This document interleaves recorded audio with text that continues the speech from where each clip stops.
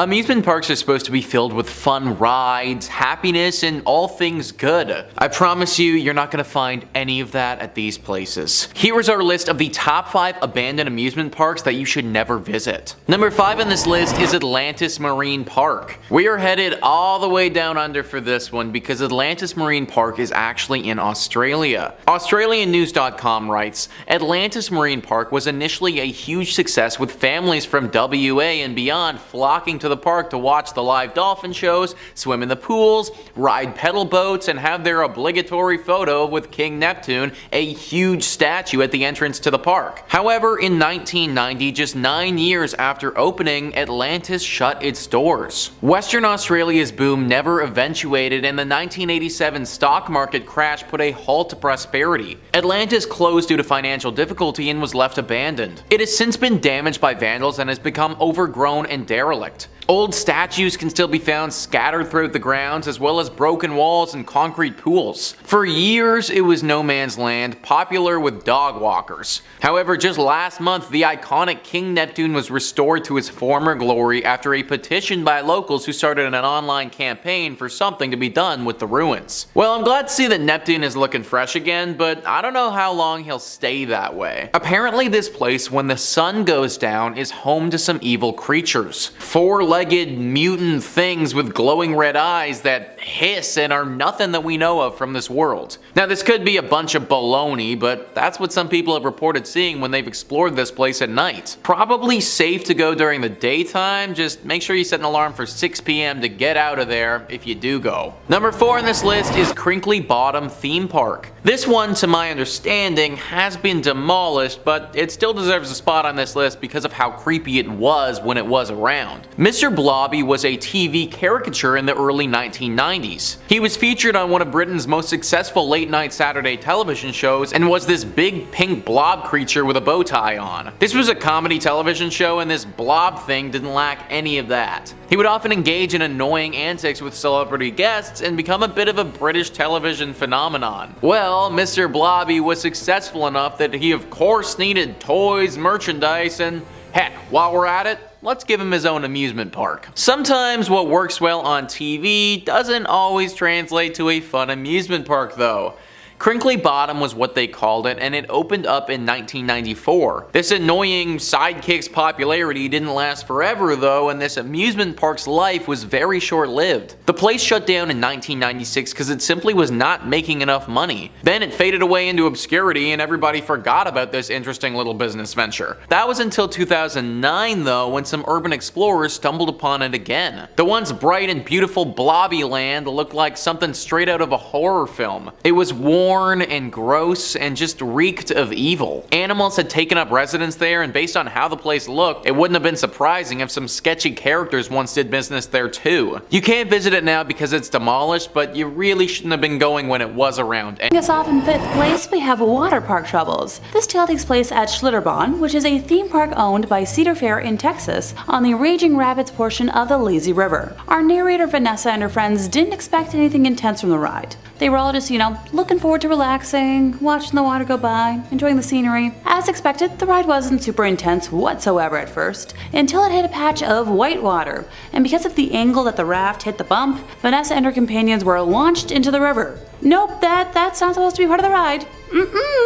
And while the ride might have only been, 3 feet or so deep of water, I'm reminded of all the posters from my local pool growing up about how people can literally drown in a bathtub. So yikes! Vanessa described herself as entering a state of shock, feeling emotions ranging from fright to embarrassment, confusion, and panic. As she attempted to reach for the raft to pull herself back in, she realized she couldn't see her friends anywhere, and she was once again being yanked underwater. Panic had taken over as the main emotion by this point, and Vanessa found herself swirling around and around and around under the water. Thankfully, a nearby lifeguard jumped into action and was able to hoist Vanessa and her friends back into their raft, allowing them to enjoy the rest of the rapids in the intended fashion. I'm a little concerned about the lack of seatbelts on that ride since they were never mentioned, and I feel like that should be a thing, or like a weight sensor to stop the ride in event that, someone goes over. Oh, just me, okay. As a high point to this, somehow Vanessa managed to keep her glasses on throughout the entire ordeal. Go Vanessa! In 4th place, we have an urban legend from Canada's Wonderland. Time to move on to a Cedar Fair park that's a little closer to home. As someone who spends most of September through December at Canada's Wonderland every year, I just knew I had to include this ghost story in today's list. While Wonderland might be home to the scariest of scary monsters every October, the iconic Wonder Mountain is actually home to a ghostly spirit all year round. Construction of the iconic theme park happened between 1979 until 1981, with construction of the mountain alone involving a dozen local companies under Cincinnati engineer Curtis D. Summers. Now, while we don't know the name of our victim, one of the construction workers who was working on Wonder Mountain passed on the job, and for the most part, the details of his passing and specifics have been kept pretty secret. I tried. I promise I tried. This ghostie haunts the mountain to this day, specifically the Thunder Run ride. If the ride operators don't greet the area with good morning and good night at the beginning and the end of each operating day, the ride will malfunction and cease operations until given the proper respect. Honestly, I'm all for inviting the ghost to roam the park during Halloween haunt. What's the worst that could happen? An actual ghost over in Ghostly Pines or Spirit Manor would be so much fun to see. Oh, just my own opinion again?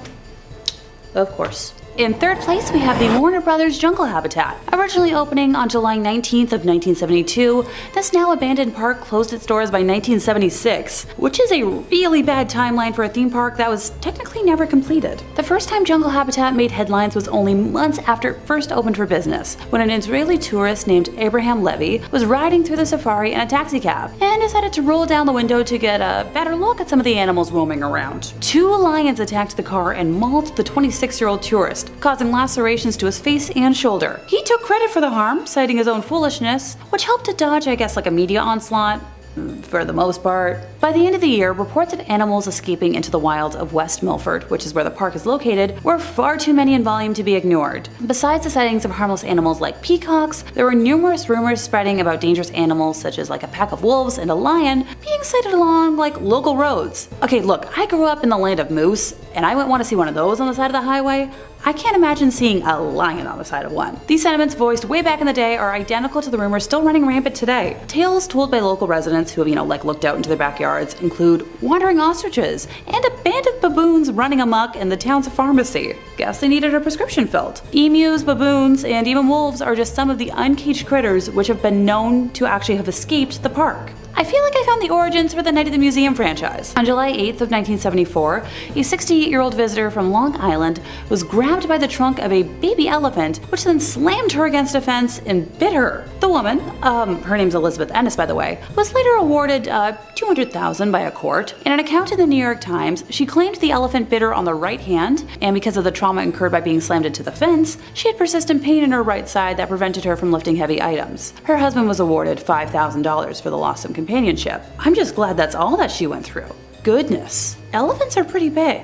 The animals also had a tendency to damage the cars that passed through. An e-museum for the park that exists online now says that the tigers like to bite and pop car tires, and monkeys like to rip antennas off the cars. Sounds like a lack of good animal training and boundaries to me, but I'm no animal expert. Right after the park closed in October of 1976, some of the animal carcasses were left outside. This pile grew until, 30 animal bodies, including that of an elephant, a bison, camel, and some zebras, were all left lying until April, when the ground had thawed enough to finally bury what was left of them. The 6 months that they were left exposed was a violation of state laws, which stated that any animal should be buried within 48 hours of its passing. Despite this violation, Warner Brothers were not sanctioned. Jungle Habitat is gone now, but never forgotten. Reports of mysterious kangaroo sightings in remote corners of West Milford still turn up from time to time. Be careful, kangaroos hurt. 2 doomed before it could open. The Pripyat Amusement Park was set to have its grand opening on May 1st of 1986, in time for the May Day celebrations, but these plans were cancelled on April 26th when the Chernobyl disaster occurred, just a couple of kilometers away. Several sources report that the park was opened for a short time on April 27th before the announcement to evacuate the city was made to distract, residents from the unfolding disaster nearby. Constructed under the Soviet Union as a park of culture and rest, typical of many large cities in the then Soviet Union, the amusement park's attractions were manufactured by the Yeskik-based firm Attraction, who were responsible for the construction of many of the amusement parks which remain to be seen around the former Soviet Union today in various states of repair. Located northwest to the Palace of Culture in the center of Pripyat, the park had 5 attractions. The iconic 26-meter Ferris wheel titled Circular Overview, Autodrome bumper cars, a paratrooper ride called Chamomile, Russian swing boats, and also a carnival pew-pew game. Fun fact, the successor to the original original company is still manufacturing the Ferris wheel, paratrooper, and bumper cars to the similar designs as of 2017. Radiation levels around the park kind of vary though. The liquidators washed radiation into the soil after the helicopters carrying radioactive materials used the grounds as a landing strip, so concrete areas are less radioactive. However, areas where moss has built up can emit levels amongst the highest levels of radiation in the whole of Pripyat. So the Ferris wheel actually made news in September of 2017 when Polish tourists turned it mechanically for the first time since 1986. Thankfully, they returned it back to its original position, but kind of neat that it could still work. Number 1. A cursed history. Lake Shawnee Amusement Park opened its doors in 1926 when proprietor Conley Snidow Sr.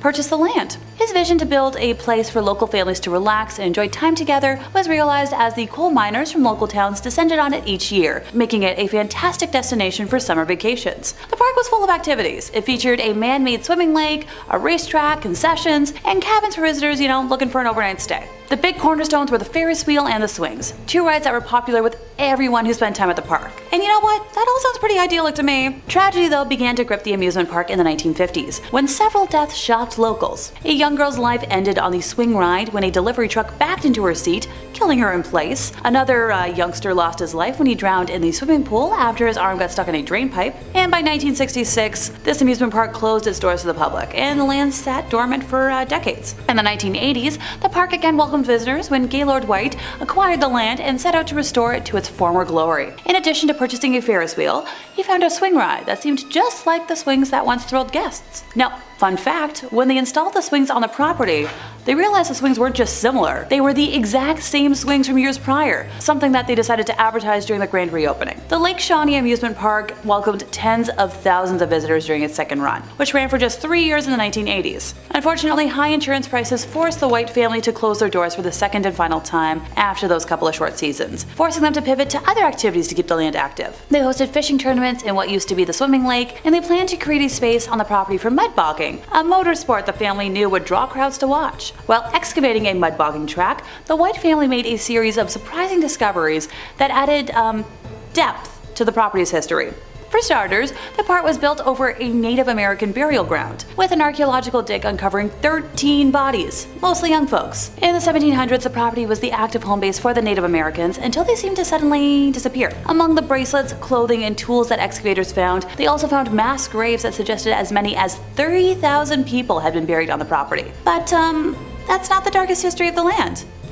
In 1783, Mitchell Clay was the first European settler to make a home in the area, which was heavily inhabited by the Shawnee Native American tribe. So while Clay was gone to town one day, the Shawnees surrounded 3 of the Clay descendants who were working in the fields. Bartley met his end first, and Tabitha, hearing the explosion, ran to her brother, where she was attacked and cut by a stabby implement. Her body was dismembered, and both of their scalps were taken by the entire group. Their brother Ezekiel was captured and burned to the stake. A historical marker on the road leading to the park commemorates their memories. One could wonder if the tragic history of the grounds is the reason for the 6 deaths that occurred at the park, eventually leading to it being closed down in 1966. And many locals, including the park's new owner, claim the park to still be haunted. Number 3 on this list is Boblo Island. I had to include Boblo Island on this list to give a bit of a shout out to Ontario, where your boy grew up. Boblo Island was wildly successful for a time and operated for nearly a century. As with a lot of places on this list though, it couldn't seem to power through the 90s and had to shut down. Reader's Digest says, picture an 1898 Victorian amusement park, music from an organ grinder, women's skirts swishing around the dance hall, children's laughter echoing from various newfangled rides. That's what this theme park on Boys Blank Island, nicknamed Boblo, near Detroit on the Canadian side of the Detroit River, was to residents alike. Its doors were shut nearly 100 years later in 1993, and the area is now closed to the public. But you can boat or kayak by the remains, listening for the ghostly sounds of long past visitors. While you can't stay here overnight, you can rent these 8 haunted places on Airbnb. Being on an island really adds to the creepiness for me, I think. Like this place, from all the pictures I could find, it really looks totally detached from all other society. Basically meaning that whatever happens here, you are totally by yourself. Like there is a new set of rules for this island. There have been stories that something lurks here, a spirit or something dark. Be very careful if you ever go to Boblo Island. Number 2 on this list is Pripyat Amusement Park. Pripyat is a town that we've talked a lot about on this channel already. In fact, it was recently featured in a video where we looked at the top 5 mysterious towns that are completely abandoned. Pripyat is a ghost town in northern Ukraine near the Ukrainian and Belarus border. It was named after the nearby river Pripyat and was founded in 1970. Right in the town is a small amusement park that once looked quite fun and had plans to grow into a big Ukrainian park that people might flock to. Those dreams were never realized though, and now it sits in complete and utter disarray. Those dreams were never realized because of the horrible accident that occurred in 1986. You see, the town of Pripyat was basically established to serve the Chernobyl nuclear power plant. When it was first built, it was a closed town basically only for the workers of this place, but it grew and grew as time went on, and at its height had a population of just under 50,000 people. I don't need to go into too much detail about the accident as a whole, because I imagine that you guys are all pretty aware. But basically, this was the worst accident of this nature in human history, and for all our sakes, we need to hope that it never happens again. The radiation damage was absolutely massive, and right after it happened, the entire town of Pripyat had to be evacuated. That, of course, has left the amusement park, right in the middle of this town, completely abandoned as well. Not a lot of people have gone to this town or park since this incident occurred. For a long time, it wasn't safe to set foot within a set radius of the blast. Those who have been brave or foolish enough to set foot into this town and explore the amusement park have reported some strange and scary findings. Rumor has it that some sort of entity lives there. Something dark and evil calling this abandoned place home. A nasty and sinister entity that doesn't like to be disturbed. There have been talks of this being some type of shadow creature or potentially a beast like a werewolf of sorts. Either way, the people who visit this place feel an overwhelming sense of dread when they're there. They also feel as if they're unwelcome, like they entered somebody's home who doesn't want them there. There are multiple reasons why this amusement park is abandoned, so I'd stay away if I was you. And finally, number 1 on this list is Six Flags. Now, I don't mean Six Flags as a chain or anything like that. There's 23 different Six Flags in the United States and not all of them are haunted. One in particular though is currently out of commission, abandoned, and definitely a spot you shouldn't go to. All the Rooms writes, this Six Flags fell out of business following serious damage from Hurricane Katrina in 2005. The park opened in 2000 and was only operating for a few years before suffering significantly during the hurricane, which displaced 20,000 people and killed nearly 2,000 people. The park closed after Hurricane Katrina and there wasn't enough funding for repairs, so it fell into further decay over the last few years. To this day, there's still an eerie sign at the entrance to the park that says closed for the storm. It's an apocalyptic site which has been taken advantage of by Hollywood and used for films such as Jurassic World and Dawn of Planet of the Apes. These filmmakers are way braver than I would be, because I would not want to be setting foot on those grounds. The people who have been here all seem to think that something paranormal is going on. Phantom noises echoing throughout the park and other random bodiless sounds are heard all the time. Similarly to a lot of the other things on this list, there is a massive overhanging feeling of dread. The air is thick with it and you can almost taste the discomfort. No one has reported being attacked here, but it seems like that's only a matter of time if people keep going. The mayor of New Orleans is currently looking at demolishing this park, which, in my opinion,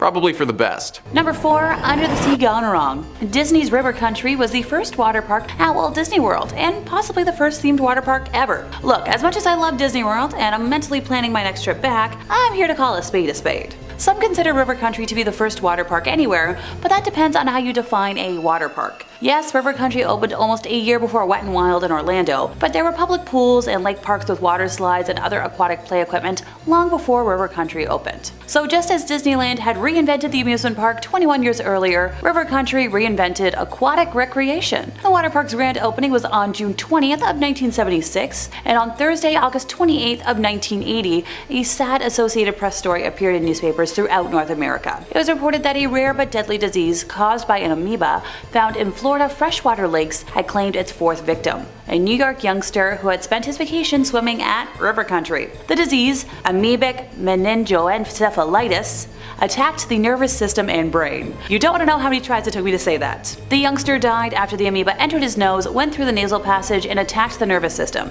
including the brain. Investigators from the U.S. Center for Disease Control in Atlanta and the New York Health Department pinpointed river country as the source of the amoeba after the parents reported that the amusement park was the only place where he went swimming. So photos and maps of river country show that the park had two bodies of water. The smaller one was a clean, clear swimming pool. The larger one appeared to be a natural cove, completely open to Bay Lake, which is the largest natural lake at Walt Disney World. At some point in the 1990s, Walt Disney World banned swimming in its lake. The 1995 map of Walt Disney World still included the resort's beaches under the swimming section, whereas the 2000 edition made it clear that the beaches were strictly for sunbathing. But river country stayed open. There was never another death from amoebic, very long word that I'm not going to try and say again, linked to river country. But there were two drownings, one in 1982 and the other in 1989. So river country had its normal seasonal closing at the end of the 2001 season, but when the time came for it to reopen for the 2002 season, it didn't. River country never reopened. In second place, we have the Joyland deaths. Located in Wichita, Kansas, Joyland once featured state-of-the-art rides and attractions, holding a reign of 55 years of fun and joy. Today, the once popular park is being reclaimed by nature, piece by piece by piece by piece. Joyland came into existence on June 12th of 1949. It was founded by Lester Ottaway and his sons, Herbert and Harold. Now, Herb had a passion for steam engines and race cars, and he refurbished both types of vehicles. By 1934, Herb Ottaway had refurbished a miniature steam locomotive and cars, and was traveling with them to county fairs in Kansas and Colorado. Joyland was originally opened to give Herb's refurbished locomotive a more permanent home. As the attraction became more popular, the Ottoways eventually added a number of different rides and games to the amusement park. Now, Lester Ottaway passed away in the mid-1950s, but his sons continued running Joyland until the early 1970s when they decided to, retire. Joyland was then sold to Stanley and Margaret Nelson, who owned the park until it closed its doors in 2004. Joyland featured attractions such as a wooden roller coaster, my personal favorite kind of coaster, a wacky shack dark ride, a log jam, a sky coaster, bumper cars, the classic carousel, and of course, a Ferris wheel. Now, on April 6th of 2004, a 13-year-old girl was enjoying a Ferris wheel ride with her friends when the restraint bar holding them in came undone. The young girl fell more than 30 feet, suffering multiple head, arm, and leg injuries, and it's a miracle that she survived. The Ferris wheel was immediately closed while both private and federal investigations looked into whether everything was, safe and up to code. The ride managed to, reopen eventually after these investigations were wrapped up, so okay, I wonder what to code means anymore. Another notable ride at Joyland was the wooden roller coaster that was known as the Nightmare. Although the roller coaster was a staple at the amusement park, it too saw its fair share of injuries. On May 25th of 1977, one rider stood up in one of these carts and fell. He passed at the scene from injuries sustained from the fall. Another death occurred 20 years later on August 27th of 1998 when a 35-year-old maintenance worker named Kevin Briley was under the ride trimming the grass. He stood up and was tragically hit by the roller coaster. He also died at the scene from his injuries. My heart hurts telling that tale because I'm such a huge lover of traditional wooden roller coasters. There's just something about narrowly avoiding whiplash that I personally find thrilling. Joyland closed its doors in 2004. Maybe it might be worth, a little urban exploration. In first place, time to visit the ghosts of the Enchanted Forest. The whimsical 20-acre amusement park was built in an Oregon forest and boasted handcrafted attractions like Storybook Lane and Toftville Western Town, along with rides like the Ice Cream Mountain bobsled roller coaster and a big timber log ride. Sounds pretty magical, right? Yeah, that all depends on who you ask. Though many folks experience nothing more than a charming park, other more abnormal experiences are definitely not in line with a regular amusement park. For many, a visit to the Enchanted Forest can be a supernatural phenomenon, and I know I'd be happy either way. I love all things fantastical and wonderful and whimsical, but also spooky. Tales of employees feeling a ghostly presence on attractions like the Haunted House and Challenge of Mondor ride caught my eye while doing research for today. The story of Enchanted Forest starts with Roger Toft, the park's creator, who spent every last penny he had to make his passion project come to life in 1971. His granddaughter, Ashley Toft, is now the park's general manager, and while she claims she's personally never experienced any supernatural phenomena on the Haunted House, she did admit that the attraction makes her feel anxious and overwhelmed. While guiding a group of experienced paranormal experts through the attraction, she led them directly to a cold spot that could be attributed to an otherworldly presence. As much as I understand the stigma of not wanting to believe in ghosts, that's a coincidence I can't just ignore. Challenge of Mondor ride operator Chris Dunn has since told a tale of an inexplicable encounter that he experienced one morning in 2016 while prepping the wizard-themed target aiming attraction for the day. He explained how he heard footsteps behind him, but turned around no one there. Mere seconds after hearing the footsteps, he described being hit with a strange energy throughout his body, one that made him dizzy and gave him a horrible case of chills. Now later in the day, the same thing happened, but with more intensity. He took photos of the ride not in operation and captured images of what looks to be an orb that changes shapes in 3 sequential photos. The team of investigators I mentioned before were granted permission to spend a night unsupervised at the park and experience the chilling energy and the challenge of Mondor and managed to communicate with a spirit in the haunted house. Notice how I haven't mentioned like a park tragedy yet as the cause for anything? That's because unlike the other places on this list, there wasn't one. The haunted house was built during the original construction along with the rest of attractions, and Challenge of Mondor was constructed in 2006. Time to borrow that time machine I've been asking the powers that be for, and travel on back. In August of 1846, Oregon settlers and indigenous tribes of the Willamette Valley fought a terrible battle in present-day Salem known as Battle Creek. The theory most people believe is that the energy could be the cause of the manifestation in the theme park, which was built in close proximity to the gruesome fight. You let me know what you think down in the comments.